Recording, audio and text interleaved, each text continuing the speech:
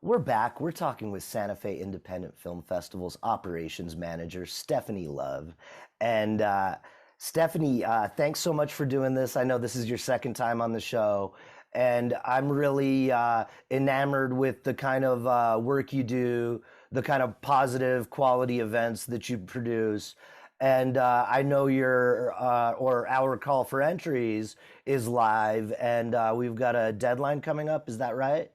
Yeah, March 4th is our early bird deadline for the Santa Fe Independent Film Festival submissions. So if you want to submit your film at a deep discount, now is the time to do so. Now, if I have questions about the process or how to submit, should I write to you or is there someone else? So our submissions coordinator, Jenna Brazil, is the best person to contact for that. That's Jena at santafeindependent.com. You could also give our phone a call over at the Santa Fe Independent Film Festival, 505-397-0371. We'll be happy to answer any questions, probably get you set up with a way to contact Jenna directly. And otherwise, you can go on our website, santafeindependent.com, and you'll have all the links to find out more about submitting and going online to submit through our Film Freeway website. Now, you're working from home this week and joining us from your house in Santa Fe, but normally you're at our office at 418 Montezuma Avenue, Suite 22. That's correct. And so I'm excited about some of the new things that are going on. I'm joining from home today, but we've built a new recording studio in one of the spaces up there, and we've got some new furniture. It's been fun being up there with you. Plus, Blake's been coming in to help out. I know that's been fun too. Yeah, it's been really nice. Oftentimes I see our box office manager, Blake, mostly during the film fest.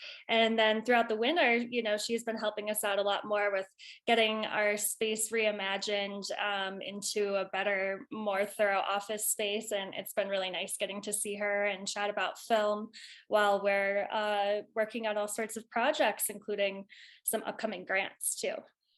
So, um, if I want to submit a film, I write to Jenna. That's Jenna, Jena. Yes, Jena, one N. And let's see.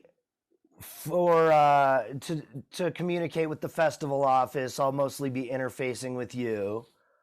That's correct. I'm on the ground, ready to answer any sort of questions that our filmmakers, our sponsors, our members, our volunteers. If you have any questions, I'm your person. And you have a pets. You have a dog and a cat. Is that right? I do. It's kind of convenient. I'm working from home today because our cat Ptolemy is not feeling too hot. You know how cats can be. Sometimes they have their good days and their bad. So And your cat is called Ptolemy after he the is. philosopher. So he's named actually Ptolemy after the general of Alexander the Great, who then conquered and started the Ptolemaic dynasty in Egypt, although it's spelled the same as the philosopher with that weird PTO spelling at the beginning. And there were several Ptolemies in Egypt, right? There were. The first couple were successful in the dynasty, and then due to the incest of royal Egyptian families, among several other factors, including having been a dynasty or been a kingdom for 3,000-4,000 years at that point, the Ptolemy dynasty ended with Cleopatra, the probably most famous Egyptian. I like how you tied it back into the movies there with Cleopatra.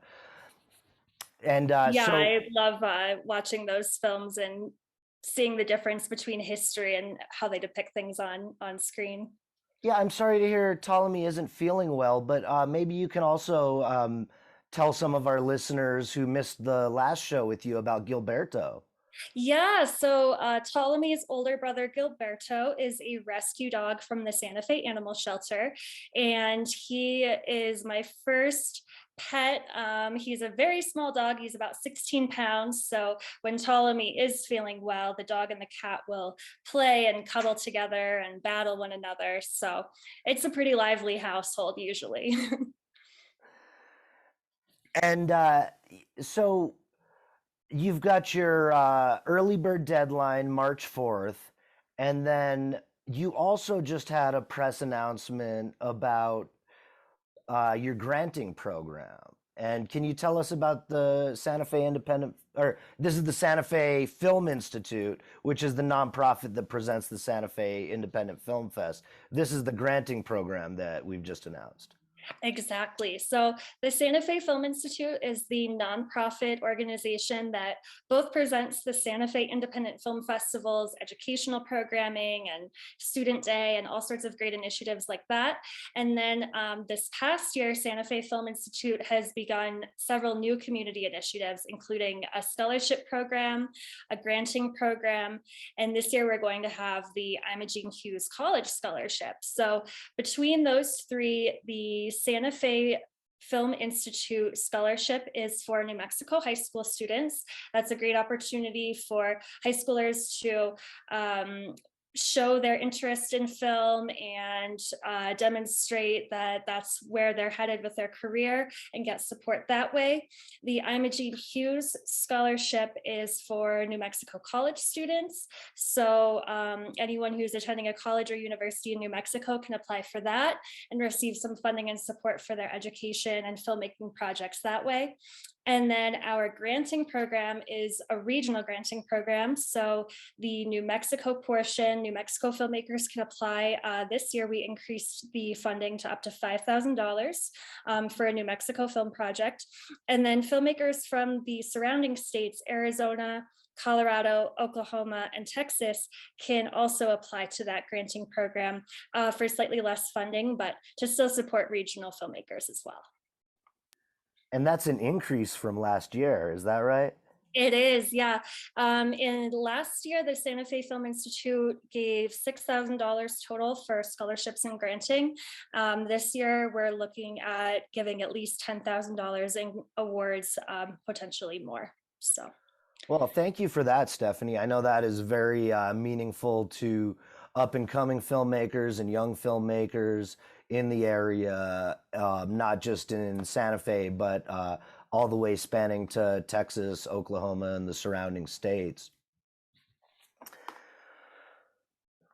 Now, do you want to say anything about some of the projects that received the grant last year? I know there were a couple exciting ones, a couple of filmmakers that we're pretty familiar with already or had films in the fest before. Yeah, so I'd like to mention that the granting committee for the Santa Fe Film Institute actually selected two projects from SFiFF alum. So we have Sharon Artiaga's project In Tow. She's an Austin, Texas-based filmmaker. And the producer on that film, Chelsea Hernandez, actually directed the film Building the American Dream that screened at 2019 SFiFF. So we're reconnecting with past documentary filmmakers, narrative filmmakers, welcoming them back to support projects and have their projects supported.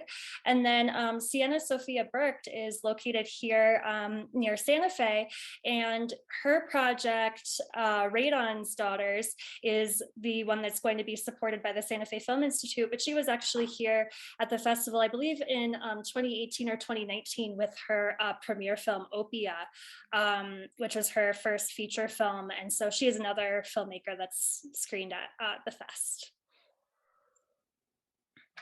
And just to share also, I wanted to say that Deja Bernhardt with her project, The Last Hawaiian Sugar, Lois Lippman with her project Downwinders, and Peter, I believe it's Zist or Zeist, has his project awarded from the Santa Fe Film Institute as well. Great. And if a filmmaker wants to apply for this opportunity, what do they do?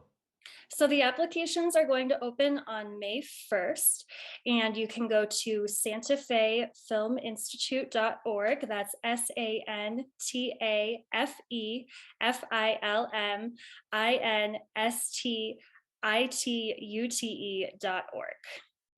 And there will be And more information and there. so as of May 1st, they can apply at that website. Yeah, yeah, absolutely. God, that's great news. And Stephanie, I know you were a major part of making it happen last year. We're going to take a little break and we'll be back with Stephanie Love, the Santa Fe Independent Film Festival's operations manager. So stay tuned. It's been a very fun little show, and we'll be right back.